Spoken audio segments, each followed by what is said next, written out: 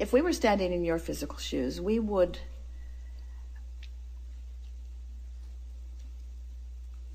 decide to be lazy. We're reaching for the perfect word. We would decide to be lazy for a little while. Because in your giving yourself permission to be lazy, you're giving yourself permission to allow your grid to fill in with everything that you've already chosen and put into your vortex. The word lazy has an unpleasant connotation, doesn't it? Because it's humans measuring themselves against other humans based upon a flawed premise. And the flawed premise is, the more you do, the more you're worth. And that is the most flawed of all flawed premises. I'd like to give you the premise that is at the basis of your universe. The better you feel, the more you allow. You could not be more deserving. You came as deserving beings into this time-space reality with powerful and clear intent. You've been mixing it up with others and defining what's important, not only to you personally, but important to you on behalf of others. You've included in your vortex the well-being of many others. In some cases, mass consciousness. In some cases, a community. In some cases, a family. But you've included in your vortex a desire for the well-being of far more than your personal self. But it is necessary for you to tend to the well-being of your personal self in order to be a productive advocate for the well-being for anyone else. In other words, you cannot give, or you cannot extend, or you cannot punctuate, or you cannot accentuate, you cannot assist anything that you are not already feeling. Which means, if you are wanting in an altruistic way to be of advantage to everyone you know, you first have got to find a way to be of advantage to yourself. Which means you want to carve out more time to be nicer to yourself. More private time. More time under the bridge. More time where others are not telling you what to do. More time when you are satisfying your own personal intention for things. If we were standing in your physical shoes and someone were to ask you to do something, we would stop in the middle of the request and we would evaluate it completely. And we would say to them, I sincerely desire to accomplish this request that you are offering. And it is my expectation that I will be able to do that since I am in this relationship with you and you are requesting it of me, employer or mate or parent or child or whoever it is. It is my expectation that I will be able to accomplish this. I just have to insert one thing in the foreground of this request. I will accomplish it for you as long as I can first accomplish ease for myself in the process.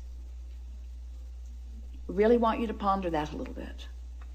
Esther, on one of the earlier cruises, made sure that everyone received an easy button from Staples. Everyone got one. And Esther found a box of them in the attic the other day, and she spread them all around her house because she wants to amplify the ease of things, not the hardness. She wants to no longer justify the well-being that flows to her by pointing out how hard she's working in relationship to others. She wants to emphasize the well-being that's flowing to her by remembering the vibrational alignment that she is achieving. If we were standing in your physical shoes, we would do these things every day and then anything else that you have time for.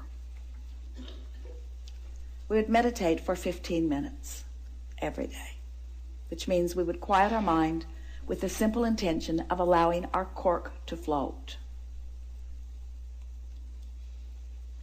We would go outside no matter what the weather, and we'd move around in it in appreciation of this planet.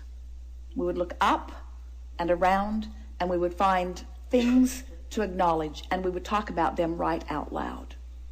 Esther walks through her gardens and says to everything, you are my favorite. You are my favorite. You are my favorite. You are my favorite. You are my favorite stone on the pathway. You are my favorite bird in the tree. You are my favorite flower in bloom. You are my favorite flower not in bloom. You are my favorite tree. You are my favorite bush. You are my favorite frog. You are my favorite frog. You kept me awake all night, but you are still my favorite frog. In other words, so first thing, meditate. Second thing, spend more time outside. Third thing, we would buy a notebook. We would call it My Book of Positive Aspects. And we would fill at least 3, 4, 5 is even better, pages of positive aspects. 5 different subjects, and write the positive aspects of it. Training your vibration into that upward place. And then there is one last thing that if we were standing in your physical shoes, we would do every single day.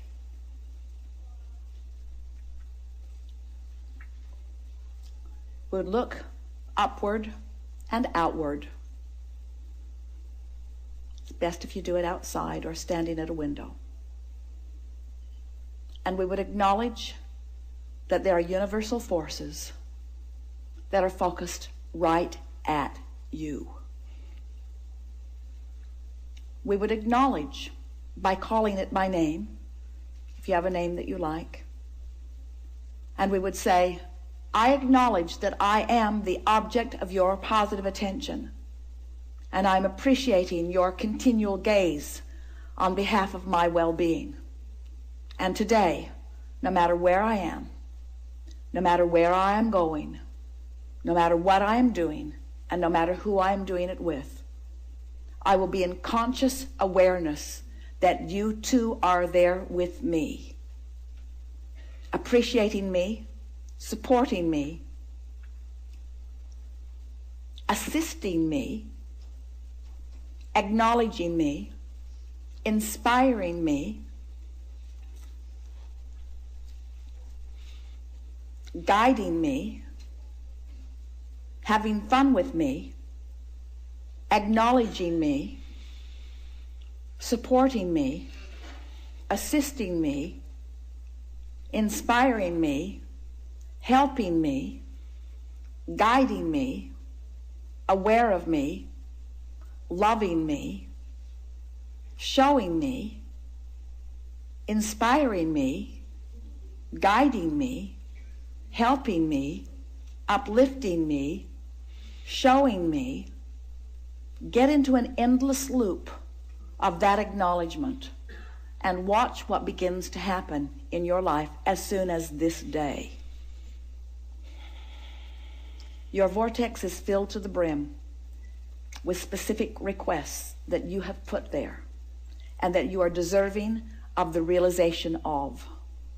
And it's time for those realizations to be flooding into your experience at a rate that will astonish those who surround you. It's time for you to remember what you've put there and to bring it forward active into your today experience. We've been talking to you all day from our appreciation of who you are.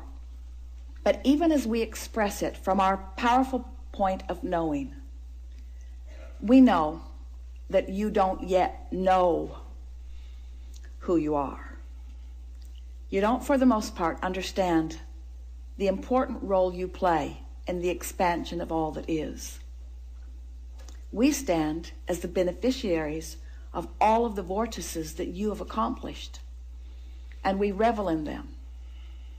But it is our powerful desire that you now, here in your physical bodies, allow yourselves to be the recipients of the physical manifestation of those things that you have put there. Because that was the plan. You didn't say, I'll go forth and fill up a vortex full of things that I care about and deny myself of the realization of them. You said, I'll go forth and I'll experience the fullness of that, you see. And so as we visit with you here today, it is our acknowledgement that in these hours that we've been together, because of the willingness of you to listen and play with us, and because of the willingness of those to ask the questions in the way that you have, it's our knowing that your vibration is shifted to a new place. And it is our expectation that your expectation has also shifted to a new place. Your life is forever changed, and we don't say that to everyone. We don't say it every seminar. We don't say it every time, but it is true today. Watch for the evidence of it. There is great love here for you.